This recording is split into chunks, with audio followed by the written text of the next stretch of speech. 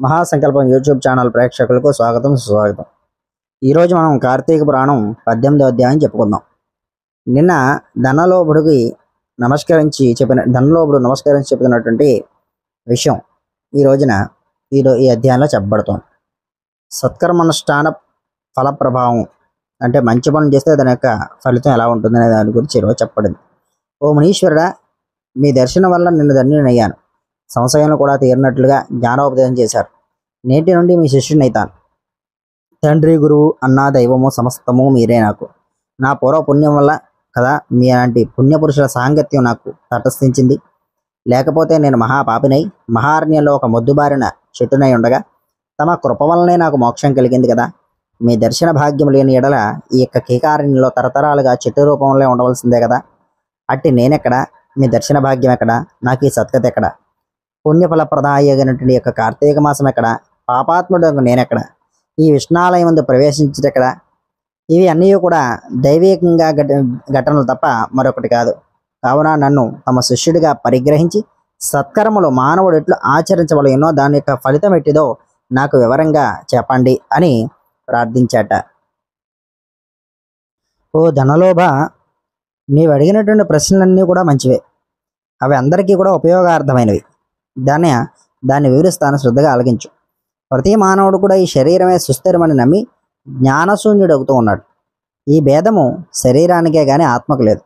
అట్టి ఆత్మజ్ఞానం కలుగుడికే సత్కర్మలు చేయవలేనని సకల శాస్త్రములు కూడా ఘోషిస్తూ ఉన్నాయి. అయితే సత్కర్మలు ఆచరించి వాని యొక్క ఫలితాన్ని పరమేశ్వరుడికి అర్పితం చేసిన వారికి జ్ఞానం కలుగుతుంది. మానవుడు ఏ జాతి వాడైనా ఎటువంటి కర్మలు ఆచరించవాలో తెలుసుకుని అటువంటివి ఆచరించారు. బ్రాహ్మణుడు అరుణోదయ స్నానం చేయక సత్కర్మలను ఆచరించినను వ్యర్థమగును. అట్లనే కార్తీక మాసమందు సూర్య భగవానుడు తులారాశిలో ప్రవేశించి ఉండగా, వైశాఖ మాసంలో సూర్యుడు మేషరాశిలో ప్రవేశిస్తుండగాను, మాఘమాసంలో సూర్యుడు మకర రాశిలో ఉండగాను, అనగా ఈ యొక్క 3 మాసములందు తప్పగా నదిలో స్నానం చేసి ప్రాతకాలం నందే స్నానం చేయాలి. అట్లు స్నానం ఆచరించి దేవతార్చన చేసిన ఎడల తప్పక వైకుంఠ ప్రాప్తి కలుగుతుంది. సూర్యచంద్ర గ్రహణ సమయములందును తదితర పుణ్య దినమునందును కూడా స్నానం చేయాలి. ప్రాతకాలంలో స్నానం చేసిన మానవుడు సంధ్యావందన సూర్య నమస్కారములు చేయాలి. అట్లు ఆచరించిన వాడు కర్మభ్రష్టుడు అవుతాడు. కార్తీక మాసమందు అరుణోదయ స్నానం ఆచరించిన వారికి చతుర్వేద పురుషార్థములు సిద్ధిస్తాయి. కార్తీక మాసంతో సమానమైనటువంటి మాసము, వేదములతో సరుతూగు శాస్త్రము, గంగా గోదావరి నదులకు సమానమైనటువంటి తీర్థములు, బ్రాహ్మణులకు సమానమైన జాతియు, భార్యతో సరుతూగు సుఖమును, ధర్మముతో సమానమైనటువంటి మిత్రుడును, శ్రీహరితో సమానమైన దేవుడు లేడని తెలుసుకోవాలి. కార్తీక మాసంలో విద్యుక్తర్మంగా స్నానాదులు ఆచరించిన వారు కోటి యాగాలు చేసిన ఫలితం పొంది వైకుంఠానికి పోతారు అని అంగీసుడు చెప్పగా విని మరలా ధనలోభులు ఇట్లు ప్రశ్నిస్తూ ఉన్నాడు. ఓ మునిశ్రేష్ఠులారా, కార్తీక చాతుర్మాస వ్రతమని చెప్పితే ఏ కారణం చేత దాన్ని ఆచరించలేను? ఇది ఎవరైనా ఈ యొక్క వ్రతాన్ని ఆచరించి ఉన్నారా?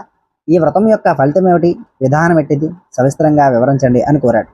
అందుకు ఆంగేశ్వరుడు ఈ విధంగా చెబుతూ ఉన్నాడు. ఓయి విను, చాతుర్మాస వ్రతమనగా శ్రీ మహావిష్ణువు మహాలక్ష్మితో ఆషాఢ శుద్ధ ఏకాదశి దినమున పాల సముద్రంలో శేషుని పాన్పుపై శయనించి కార్తీక శుద్ధ ఏకాదశి నాడు నిద్ర నుంచి లేస్తాడు. ఆ 4 మాసములకే చాతుర్మాసమని పేరు. అనగా ఆషాఢ శుద్ధ ఏకాదశి శయన ఏకాదశి అనియు, కార్తీక శుద్ధ ఏకాదశి ఉద్ధాన ఏకాదశి అనియు ఈ యొక్క వ్రతానికి చాతుర్మాస వ్రతం అని పేర్లు. ఈ 4 మాసములలో శ్రీహరి ప్రీతి కొరకు స్నాన దాన జప తపాది సత్కార్యాలు ఏవైనా చేసినచో పూర్ణ ఫలితం కలుగుతుంది. ఈ సంగతి శ్రీ మహావిష్ణువు వలన తెలుసుకుంటుంది. కావున ఆ సంగతి మీకు తెలియజేస్తాను, వినండి. తొలుత కృతయుగంలో వైకుంఠమనందు గరుడ గంధర్వాది దేవతలందరి చేత వేదముల చేత సేవించబడుతున్న శ్రీమన్నారాయణుడు లక్ష్మీదేవి సమేతుడై సింహాసమున కూర్చుండుండగా ఆ సమయమున నారద మహర్షి వచ్చి పద్మనేత్రుడును చతుర్బాహుండును కోరు సూర్య ప్రకాశుండు అయినటువంటి శ్రీమన్నారాయణకు నమస్కరించి మకుళిత హస్తములతో నిలబడి ఉన్నాడు. అంతట శ్రీహరి నారదుడిని చూసి ఏమీ తెలియని వాని వలె మందహాసముతో ఇట్లంటూ ఉన్నాడు. నారద, నీవు క్షేమం కదా? త్రిలోక సంచారి అయిన నీకు తెలియని విషయం ఏముంటాయిలే. మహామునుల సత్కర్మానుష్ఠానములు ఎట్టి విఘ్నములు లేక సాగుతూ ఉన్నాయా? మానవులందరూ వారికి విధించినటువంటి ధర్మములు ఆచరిస్తూ ఉన్నారా? ప్రపంచంలో ఏ అరిష్టములు లేక ఉన్నాయి కదా అని ఏమీ తెలియనట్టుగా కుశల ప్రశ్నలు అడుగుతున్నాడు.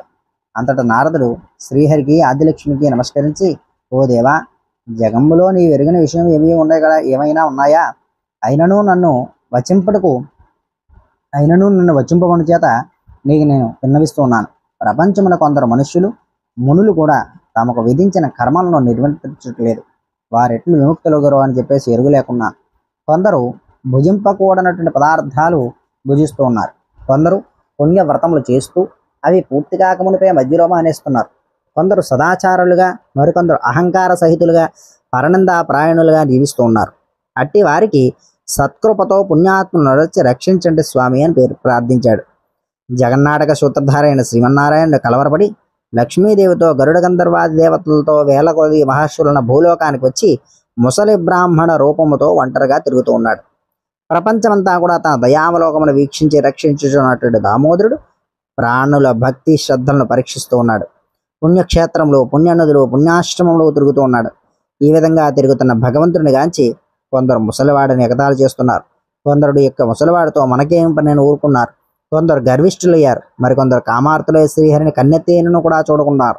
వీరందరికీ భక్తవత్సలైనటువంటి శ్రీహరిని గాంచి వీరిని ఎట్లు ధరింపజేయినా అని ఆలోచిస్తూ ముసలి బ్రాహ్మణ రూపమును విడిచి శంఖ చక్ర గదా పద్మ కౌస్తుభ వనమాల్య అలంకృతులై నిజ రూపమును ధరించి లక్ష్మీదేవతోడను భక్తులతోడను మునిజన ప్రీతికరమకు నైవిషారణ్యానికి వెళ్ళాడు. ఆ వనమందు తపస్సు చేస్తున్నటువంటి మునీశ్వరులను స్వయంగా తమ ఆశ్రమములు కరించినటువంటి సచ్చిదానంద స్వరూపుడకు శ్రీమన్నారాయణుని దర్శించి భక్తి శ్రద్ధలతో ప్రణవిల్లి అంజలి ఘటించి ఆది దైవముగా లక్ష్మీనారాయణుడు ప్రార్థన చేస్తూ ఉన్నారు. శాంతాకారం భుజగశయనం పద్మనాభం సురేశం విశ్వాకారం గగన సదృశం మేఘవర్ణం శుభాంగం లక్ష్మీకాంతం కమలనయనం యోగి హృద్యానగమ్యం వందే విష్ణుం భవభయహరం సర్వలోకైకనాథం లక్ష్మీం క్షీరసముద్రరాజతనయాం శ్రీరంగధామేశ్వరీం దాసీభూత సమస్తదేవవనితాం లోకైకదీపాంకురాం శ్రీమన్మందకటాక్షలబ్ధ విభవద్ బ్రహ్మేంద్ర గంగాధరాం త్వాం త్రైలోక్యకుటుంబినీం సరసిజాం వందే ముకుంద ప్రియాం. హర నమః పార్వతీపతయే. హర హర హర మహాదేవ హర.